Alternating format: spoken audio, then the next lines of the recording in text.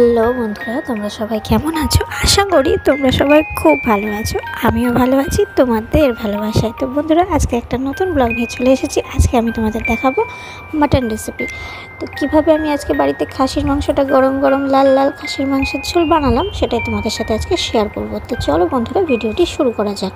তো দেখো, আমি এখানে প্রায় 1 কেজি পরিমাণ মাটন নিয়ে নিয়েছি। আজকে বাজার থেকে মাটন কিনে আনা হয়েছে, মানে খাসির মাংস। তো সেগুলোকে আমি ভালো মতো বেছে জল দিয়ে ধুয়ে নিয়েছি। তারপর আমি এরকম গামলায় জলটা ভালো করে চিপে চিপে রেখে দিয়েছি। এবার এটাকে সব কিছু মশলা দিয়ে ভালো করে কিছুক্ষণের জন্য ম্যারিনেট করে রেখে দিতে হবে, মাখিয়ে রেখে দিতে হবে। কারণ মাংসটা যখন মশলার সঙ্গে যদি মাখিয়ে রাখা হয়, মশলাগুলো যেরকম মাংসের মধ্যে প্রপার যাবে, তার সঙ্গে মাংসটাও নরম হবে আর খেতেও কিন্তু খুব টেস্টি হয়। তো তার জন্য এদিকে নিয়ে নিয়েছি কিছু পরিমাণ টমেটো। আমি কেটে নিয়েছি, একটা গোটা টমেটোকে জিরে নিয়েছি পরিমাণ মতো, আদা কুচি নিয়েছি, রসুন নিয়েছি, আর নিয়েছি প্রায় 10 থেকে 12টা লাল লঙ্কা। আমি এখানে কাঁচা লঙ্কা ব্যবহার করিনি, কাঁচা লঙ্কার মতনই যে লাল লঙ্কাগুলো আছে সেগুলো ব্যবহার করেছি, তবে শুকনো লঙ্কা নয়। তো এবার আমি এদিকে পেস্টটা করে নিলাম। তো আমার এদিকে আমি পেস্টটা করে নিচ্ছি বন্ধুরা। আর এদিকে নিয়ে নিয়েছি আলু। তো আলুগুলো আমি এরকমভাবে কেটে নিয়েছি, কেটে আমি ভালো করে ধুয়ে নিয়েছি বন্ধুরা, তোমরা দেখতেই পাচ্ছ। তো এইবার এদিকে এটাকে আমি মশলাটাকে মাখিয়ে নেবো। তো পেস্ট করে নেওয়া মশলাটা, যেটা পেস্ট করলাম তোমাদেরকে দেখাচ্ছি, সেটা আমি এখানে ঢেলে নিলাম। আর এদিকে নিয়েছি পেঁয়াজ কুচি। এখানে আমি 4টে পরিমাণ বড় বড় সাইজের পেঁয়াজ নিয়ে নিয়েছি। আর এদিকে নিলাম একটু ধনে গুঁড়ো দিয়ে দিলাম মশলার ওপর। মশলা তো দিলাম ধনে গুঁড়ো, তারপর দিলাম পরিমাণ মতো লবণ, তারপর দেব পরিমাণ মতো হলুদ গুঁড়ো। আর যে পেঁয়াজ কুচিটা তোমাদের দেখালাম, তার মধ্যে কিছু পরিমাণ পেঁয়াজটা আমি এর মধ্যে দেব, আর কিছু পরিমাণ পেঁয়াজটা আমি রান্নার সময় ভাজার জন্য নেবো। আর দেব সর্ষের তেল। তো পরিমাণ মতো আমি এখানে একটু সর্ষের তেল দিয়ে নিলাম, দেখতে পাচ্ছ। এবার বাকি যে বললাম পেঁয়াজ কুচি, কিছুটা পরিমাণ পেঁয়াজ আমি এখানে দিয়ে নিলাম, দিয়ে সব কিছুকে ভালো মতো মাখিয়ে নেব। তো বন্ধুরা, আমার চ্যানেলে যারা নতুন, তারা অবশ্যই আমার চ্যানেলটিকে সাবস্ক্রাইব করে পাশে থাকা বেল আইকনটি প্রেস করে রেখো, যাতে আমার নিত্য নতুন ভিডিও খুব সহজেই তোমাদের কাছে পৌঁছে যায়। আর যারা ইতিমধ্যেই সাবস্ক্রাইব করে রেখেছো, তাদেরকে জানাই অসংখ্য অসংখ্য ভালোবাসা। আর বন্ধুরা, কেউ কিন্তু দয়া করে ভিডিওটি স্কিপ করো না, সবাই ভিডিওটি পুরো দেখো। আর ভিডিওটি ভালো লাগলে অবশ্যই একটা লাইক করো, কমেন্ট করো, বন্ধুদের মাঝে শেয়ার করে দিও। আর নতুন বন্ধুরা অবশ্যই চ্যানেলটিকে সাবস্ক্রাইব করে পাশে থেকো। তো চলো ভিডিওটি শুরু করা যাক। তো এদিকে দেখো, মাংসটা ভালো করে মাখিয়ে নেওয়া হয়ে গেছে প্রায়। তো এইবার এটাকে ভালো করে মাখিয়ে নেওয়ার পর কিছুক্ষণের জন্য ঢেকে রেখে দেবো, মিনিমাম আধ ঘন্টা মতো। তো ভালো মতো এভাবে মাখিয়ে নিতে হবে। যত সুন্দর মাখানো হবে মাংসটা, কিন্তু ততটাই মশলা, মানে চারিদিকটা মশলাটা গায়ে লাগবে এবং মাংসটা খুব ভালো রান্নাও হবে এভাবে রেখে দিলে। তো রেখে দিলাম আধ ঘন্টা মতো। আর এদিকে কড়াইয়ে আমি তেল দিয়ে দিয়েছি। তেলের মধ্যে আমি একটু অল্প পরিমাণে হলুদ গুঁড়ো আর সামান্য একটু লবণ দিয়ে নিলাম, কারণ আলুটা ভাজবো সেই জন্য। তো লবণ হলুদটা আগে দিয়ে নেওয়ার পর আমি একটু তেলটাকে খুন্তির সাহায্যে একটু নাড়াচাড়া করে নিলাম লবণ হলুদ দিয়ে। তারপর আমি আলুগুলো দিয়ে, মানে যে আলুগুলো আমি মাংসে, এখানে আলু তো দেবই, তো সেই আলুগুলো যেগুলো কেটে রেখেছিলাম বন্ধুরা, সেই আলুগুলো আমি এই তেলে দিয়ে আলুগুলোকে একটু হালকা লালচে করে কিছুক্ষণের জন্য ভেজে নেব। তো আলুগুলো আমি দিয়ে দিচ্ছি।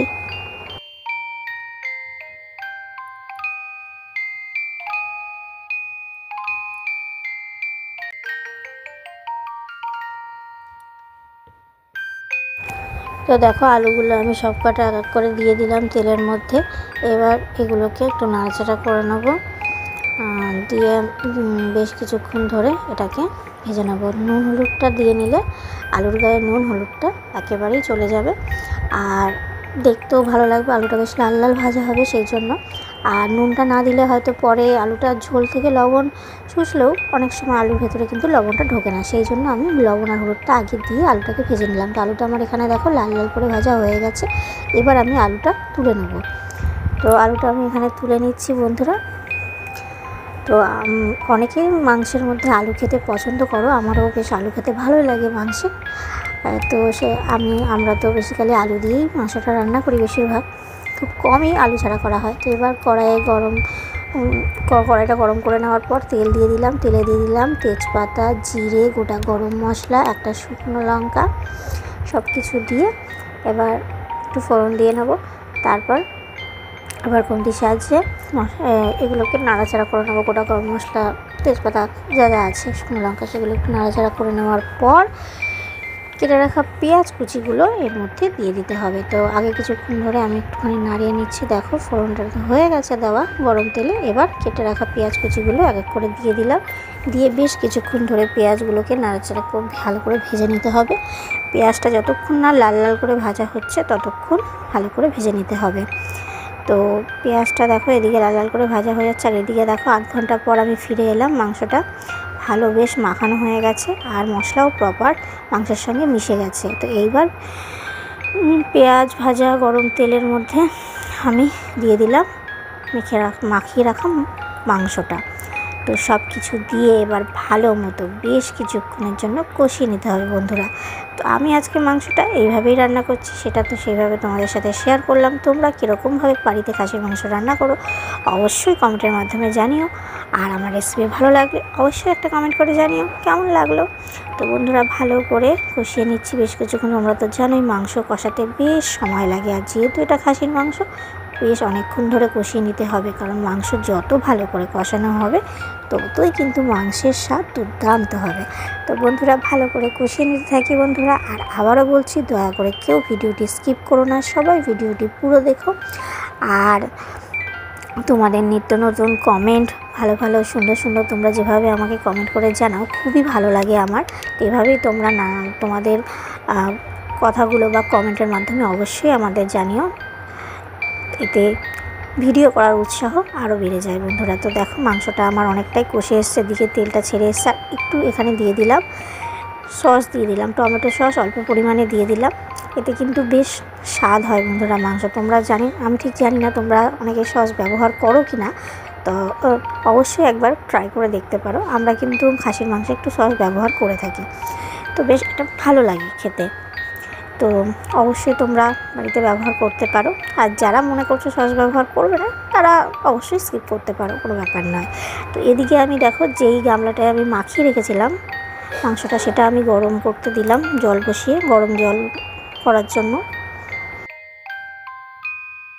তো দেখো মাংসটা দেখে তো তোমরা বুঝতেই পারছো মাংসটা প্রায় কষানো হয়ে গেছে।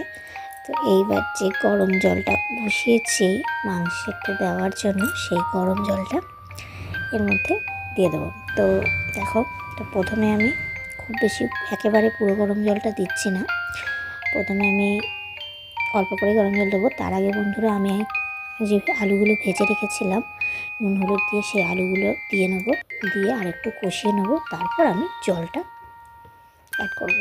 তো আলুগুলো দিয়ে আমি আবারও বেশ কিছুক্ষণ ধরে একটু কষিয়ে নিচ্ছি মাংসটাকে। মাংসটা দেখো বন্ধুরা কালারটা কিন্তু খুব সুন্দর এসেছে আর গন্ধও দারুণ দিচ্ছে। তো তোমরা অবশ্যই এইভাবে বাড়িতে মাংস বানাতে পারো, খুবই ভালো লাগবে খেতে।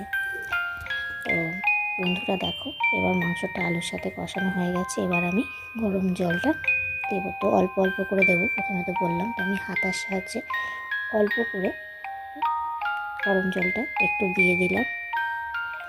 তো অল্প করে আমি 3-4 হাতা মতো গরম জল দেওয়ার পর এটাকে আমি একটু কষিয়ে নেব।